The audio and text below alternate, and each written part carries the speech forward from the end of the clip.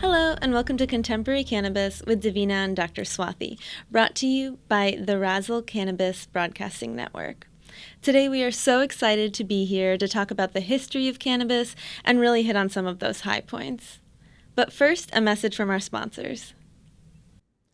AeroBloom is a proprietary patent-pending aeroponic system that reliably achieves at least double the crop yield of hydroponic cultivation. AeroBloom also uses 40 to 90% less water than hydroponics or traditional farming practices and produces a higher quality harvest with one additional crop cycle per year. At over 4 pounds of AAA quality trimmed flower per light and one additional harvest per year, AeroBloom is the highest producing, most efficient cultivation system in the cannabis industry. To learn more about AeroBloom, please visit their website at aerobloom.com. And to learn more about their current investment opportunity, please visit the Wrazel investment marketplace at wrazel.com. So since we're talking about the background of cannabis, I'm really curious about your introduction to cannabis and how you got started with it. Sure, yeah. So I'd always been interested in holistic health and healing, but I had the opportunity to come out to LA and really specialize. And so I started the first PGY1 or postgraduate year one training program for pharmacists in integrative health and medical cannabis. And so that was an incredible experience where I got to train with patients in a clinic as well as a pharmacy. And I've also had experiences in other practice sites as well. And I really found myself gravitating towards plant medicine and really looking at all the different potential modalities for healing.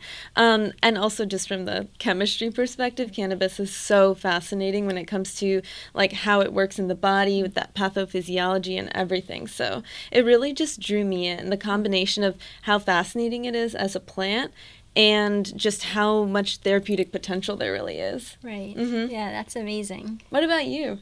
Well, my story started a long time ago. I have a picture, I think I was 5 months old, and I was sitting next to my dad's cannabis plant. And I was so happy to be sitting next to his plant. It's the best picture. And I was grown up, I grew up around the plant. My dad was Hawaiian, and so I was very accepted in the culture. They call it pakalolo. But I remember even being in a school assembly and they were asking, raise your hand if any of your parents smoke marijuana or your family. And I sat there not really sure what to do. I remember going home and asking my dad about it. And I said, Dad, I have had this experience at school and I feel like you're doing something bad and we're going to get in trouble. And he explained to me how valuable the plant was. He was a Vietnam veteran and he told me without this plant, he doesn't know how he could sleep. He didn't know how he could manage his day-to-day life. And that was before all of the history of PTSD and how cannabis has helped it. So I grew up with the plant always knowing that it helped people, and I saw it help countless family members and friends, and even myself going through college. It helped to relax me when I was studying for exams. I went to school for engineering, and so the classes were intense, as you know, going to school for pharmacy as well, and so it allowed me to study. And so that's my history with the plant, is always seeing the value and benefits of it. And so when I had the opportunity to work with companies that were involved with cannabis, and now leading up to launching Element Apothec and bringing body care and wellness products that incorporate CBD and other phytocannabinoids, I was so excited because I know that it could really help so many people. Yeah, that's amazing. Yeah.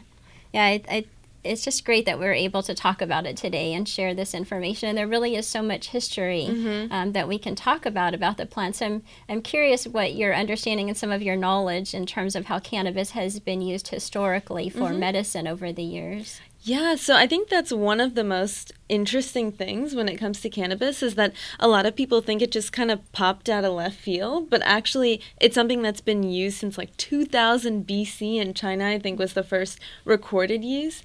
And then from there, its use kind of had a wide spread around the world through Asia, the rest of Europe, and then it was brought to the States.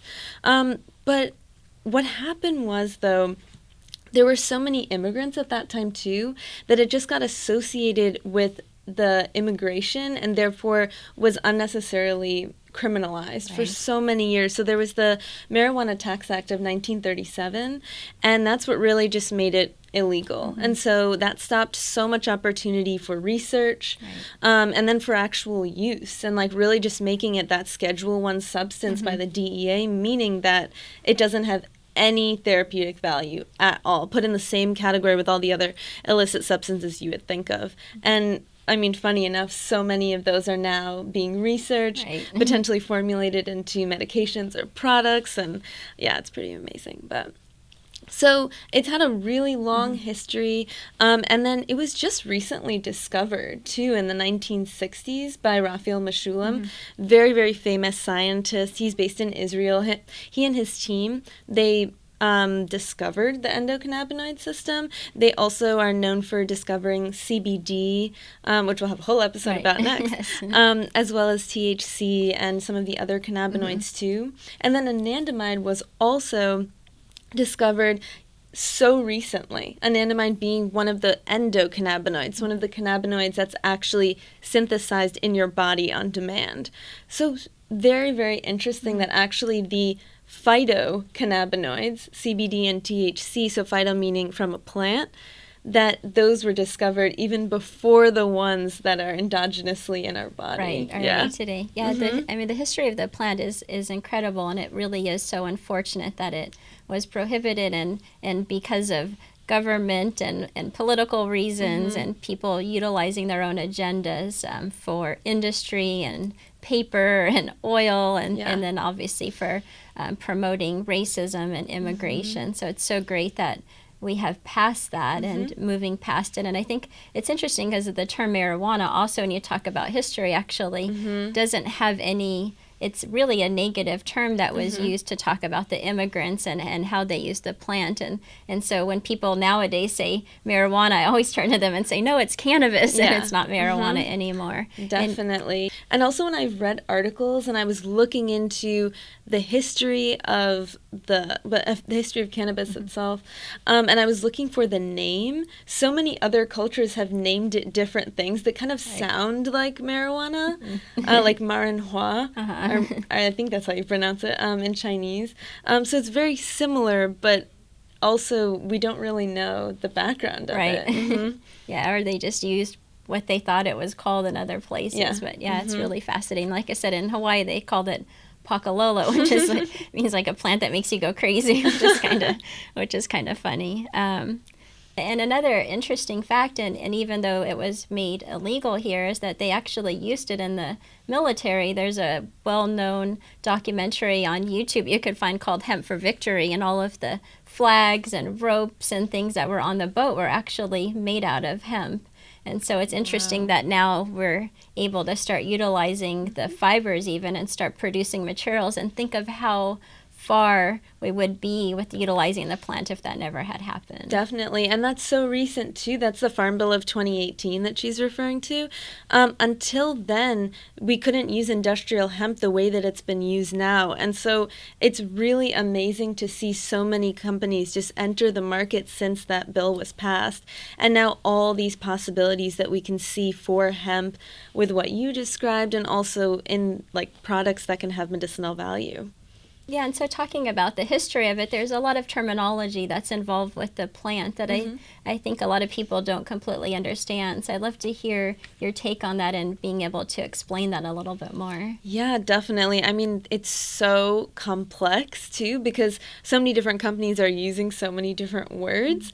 So, for example, we can talk about CBD versus cannabis. That's a great place to start. So CBD is actually one of the constituents or one of the compounds that's found in the cannabis plant. So if we're thinking of the cannabis plant as, full-on plant, CBD is just one of the aspects of it.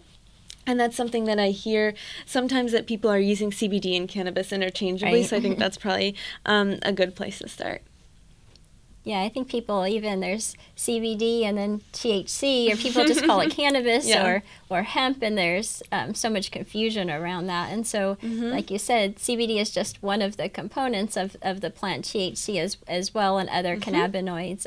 And terpenes right. and everything. Yeah, so you want to talk about terpenes. I think that's it's such a fascinating thing that people have no idea what that even means. Yeah, so terpenes are they're considered the essential oils of the plant, and so really they do have therapeutic value. Actually, if you look at some of the strains, a lot of the different strains have different percentages of different terpenes. And for example, if a strain smells like pine, then it probably has a high percentage of pinene. If it smells like lemon, it might have a high percentage of limonene, something like that. So, and there's always a combination too. So in a strain, there might be both of those. So there'll be a hint of both. And so that really helps distinguish each strain from the other in terms of smell, but also each terpene works in your body too and has some sort of therapeutic benefit. And so that really helps distinguish when you're a practitioner or other practitioners as well, and they're really trying to figure out what recommendation to give. That's how they can kind of differentiate with recommendations, like, oh, perhaps that strain is better because it has those terpenes, and then it also has like a ratio of cannabinoids too, which is important to chat about, that CBD and THC, a lot of them have different ratios, so you probably heard of 1-to-1 is one of them, Right. And then also there's like 2-to-1, 3-to-1, so all different ratios depending on what you're trying to treat. Right. And each of the plants, it's just the makeup of the plant in terms of how it's grown and what those ratios end up being, and the different strains and things like that come as part of just the growth of the plant itself. And that also leads into kind of differentiating cannabis versus hemp. Yeah, I think that's the biggest confusion that people have, because they hear cannabis and then they hear hemp, and they're not really sure which one is which, and I think historically it's been cannabis or marijuana, and so there's just so much confusion around that. Yeah, so hemp really, a lot of people started using that, after the Farm Bill that we were chatting about. And so hemp are the plants that are very, very similar to cannabis, but the main difference is that hemp has less than 0.3% of THC, and that was what was mandated by the Farm Bill. So if you are to put out products, whether they're, topical for your skin, whether you're ingesting them, it can only have a maximum of 0.3% THC. So that's the real distinction. So if you see on a product, for example, it says hemp-derived CBD, then you know that CBD is coming from a plant that has less than 0.3%, ergo it makes it, legal. Right. Is there any variance between the CBD other than, the potential of it having THC in terms of the quality of the CBD, or how impactful it is in your body if it's coming from the cannabis plant versus coming from the hemp plant? I think it depends on what you're looking for, because when it comes from the hemp plant, for example, you are limited in terms of how much benefit you're going to get from THC. And then, of course, in like different products, there's the isolate form. Then you have broad spectrum and full spectrum, all kind of allowing for different ratios or different percentages, really, of the different cannabinoids. So yeah, it really just depends on what you're looking for and what you think will benefit yourself or the patient. Right. Yeah, we'll have to talk about that in another episode in itself, because isolate and broad spectrum and full spectrum, and what does that mean, and how does it help you, I think there's just so much information out there for people to really understand. Ojai Energetics has the most advanced water-soluble CBD on the market. Its fast-acting, most viable products are made without synthetics. Most users feel the benefits with proper dosage in under 30 seconds, not 30 minutes like a regular CBD rich oil. Their products are created using organic ingredients and regenerative farming practices, benefiting both people and the planet. Ojai Energetics provides CBD users with a dependable bridge to optimal living, promoting everyday health and well-being. To see their products, visit OhaiEnergetics.com. And to learn more about their current investment opportunity, visit their profile in the Wrazel investment marketplace at Wrazel.com. And so getting back to the plant and the history, so cannabis was grown, and people, as it's been studied over years, have used it for thousands of years, almost in a medicinal way. Right. And has hemp as well been used as far as historical perspectives? I know obviously the military used it, but before that, is there history of the hemp plant being used for fabric or any other types of materials as well? Yeah, absolutely. The history dates back for also thousands of years. For a lot of the cultures that I described earlier, they use them they use cannabis not only for its medicinal value, but also for very daily things, like you were saying, fabrics, clothing was really big. Creating ropes from it, especially for ships, I think that was really big too. So, I mean, there were so many different uses when it comes to hemp, that they weren't only just using it to, get high, that so many people are associating it with. Yeah, I mean, I think if anything, it was more often used in as part of plant-based medicine that cultures had used and had to, that's all they had access to. And so they found plants that really could help heal them and heal their bodies. I think that is really where cannabis kind of started from, along with all of these other plant-based remedies that are just coming to light in terms of the usage instead of relying on antibiotics. And obviously there's, as you know, because you're integrative pharmacist, there's a place to incorporate all of that. Absolutely. Sometimes it's more natural based, and sometimes you do need more of the traditional medicine as well. Yeah, and in future episodes, definitely we should talk about other plant medicines, because cannabis really is only one of them. Right. It's incredible, of course. But there's so many other ones too. And then also something we can talk about is cannabimimetics, so other plants and other substances that actually work on the endocannabinoid system, or the cannabinoid receptors. So that's also super fascinating with a lot of the, like, I don't want to say fads, but a lot of some of the like antioxidants, or a lot of the substances that are in the market right now, like turmeric is a really big one. So we can talk a bunch about that in another episode, and how that actually has a relationship with the endocannabinoid system, and perhaps why there's so many products coming out that have, CBD and turmeric in them. Perhaps there's a synergy, and you'll have to find out later. And probably oftentimes without people even realizing it. And again, in history, there was a lot of ingredients that were combined to make these quote-unquote kind of plant-based medicines for people. And there was a reason for it, and now we're beginning to understand, at least from a scientific perspective, why they did that. They probably didn't even know. It just worked at that point in time. Exactly, yeah. So I'm adjunct faculty at a College of Traditional Chinese Medicine out here. And so I've seen that firsthand, that when we're talking about herbs, that you really generally don't recommend just one herb. Right. It's generally a combination of herbs. And cannabis comes in that conversation too. The cannabis could be one of those herbs. Right. So definitely understand, yeah. So I'm really glad that we had a chance to talk about the history of cannabis, and not just that, just how it's evolved over time and how we got to where we are at today. Absolutely. I think this is a great place to start. I think we gave some really key points, and in the upcoming episodes we can really delve into a lot of the things that we mentioned. Right. Yeah, so thank you for joining us today on Contemporary Cannabis. If you have any questions, please respond to us. You can go to our Instagram or to our website and submit questions, and we would love to answer them in future episodes. If there's anything at all that you want to know about cannabis, we're here to give you that type of information.